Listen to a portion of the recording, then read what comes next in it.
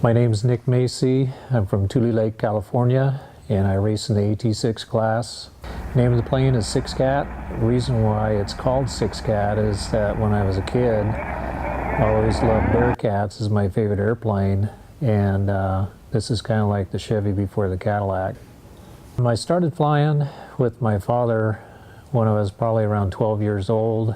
I graduated from school at University of Nevada, Reno, and I did all my flying down there at Stead Airport, so I kind of have a affinity. It's kind of like my hometown going back there. I crop dusted for at least 20 years, and then I eventually got into air racing at the end of my crop dusting career, and I've been racing now for 20 years in air racing itself. Still have a crop dusting company. I'm not flying anymore. I'm pretty much flying the desk now. I'm managing the company now, and I just don't have the time to be able to fly and manage the company at the same time. When we had the AT6 in our company, it was my dad's airplane, and then eventually I took over the company from him, and he was the one that taught me how to fly AT6s, and I always wanted to see if I was good enough pilot to be able to be in the air races. That was my first goal. So I got a chance to go down there and got checked out. Well, we kind of started out slowly. We took out as much weight as we possibly could out of the radios, any extra weight we could get into, and then it came down to trying to slick up the airplane as much as we possibly could. Everything's so even now, you're just looking at any edge you can get. So polishing makes a difference. Absolutely. We're in the tenths of a mile an hour, and if that gives it to us, that's what we're looking for. It was this kind of a progression. I never really thought that I could ever, get out of the bronze race when I first started. I got into the silver race the next year, and after that, it's been a continual getting into the gold race each year. When you take a look at an AT6, they're not really built for speed. They were made for advanced trainer capability, and to get an airplane to go as fast as we're going now is really quite remarkable. And it's not just my airplane, it's all the airplanes in the AT6 group. A lot of the small stuff comes into play, a lot of the items that you really wouldn't think that would make a lot of difference, but as you add them all up at one time, it makes an awful lot of difference. And a lot of it comes down to probably having the best horsepower you possibly can, because you're pushing an airplane. Well, it really wasn't built for speed, so thrust makes a lot of difference on this airplane. And where we're at right now, Larry Klassen does our engines, and he's probably the best radio man in the AT6 class there is and has been for many years. And we got some very good props setups that we have now. We've been working closely with American Propeller. Seem to have that pretty well matched up. In 2008, we had done very well in the week, and we actually broke the qualifying record. Very proud of that point. And we led all week long, and the plane was running good, and it's just one of those things that can happen that every time you go up and you race with equipment, that there's a possibility that you might have something happen. And I came around after we started the race, and I remember looking down at my airspeed indicator and saw how fast I was going, and I knew it was going to be a very, very fast run, and this was going to be a record-setting race for everybody.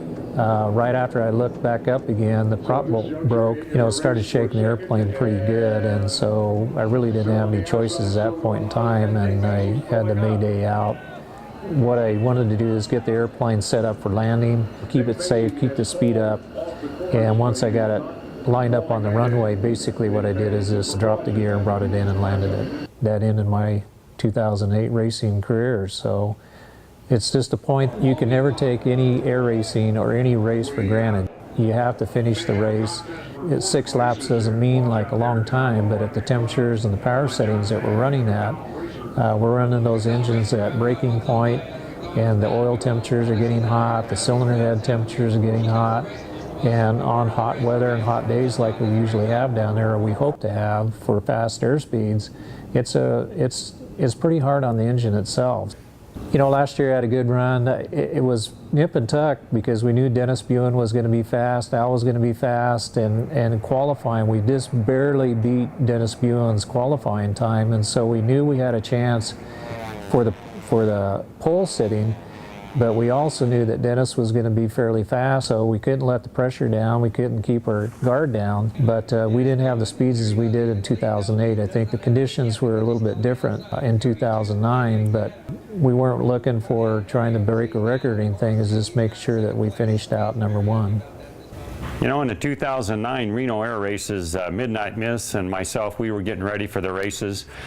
We had some new propeller technology that we were going to try, but it was not allowed this year. It has to be voted on, and so we actually had to go back to our old propeller, and so we were kind of busy scrambling all week with propeller issues, and that kind of set us back a little bit. All the airplanes in the T6 class are comparable airplanes. Our qualifying times, I ended up with the third qualifying time, which was behind Dennis, but I obviously had a faster airplane. Well, it's tough to get around. We had two tough heat races that I couldn't quite get around him, and then on the start of the gold race on Sunday, I was able to get around him. But I didn't have anything for Nick. I just couldn't get onto him. But. You know, I get to take a lot of the glory out of being down there in Reno, and I would never have gotten to Reno without my crew. My cousin Tom Macy is one of my head guys. He's been with me through a lot of the years.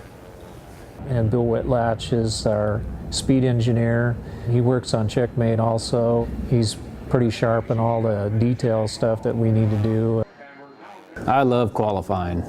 There's so much going on during qualifying, and there's so much action, and everybody's thinking and putting their heads together and working together. It's just a lot of fun. Yeah, on any of these airplanes, you know, they're old. The parts are drying out. One nice thing about this stuff is you have to fix things. You don't just replace everything. So you get a lot of opportunities like airline mechanics and things don't get to do. It's cool. When that airplane comes across the finish line in first place, that's cool. Our goal is to stay number one. Our goal is to get back into the gold race and win the gold again. We've won it 5 times now in the last 20 years, and we'd like to continue winning. I enjoy it very much. A lot of people ask me if I'm going to retire, and I'm just having too much fun to think about retiring now. And as long as we're all enjoying it and having fun, we're going to continue doing it.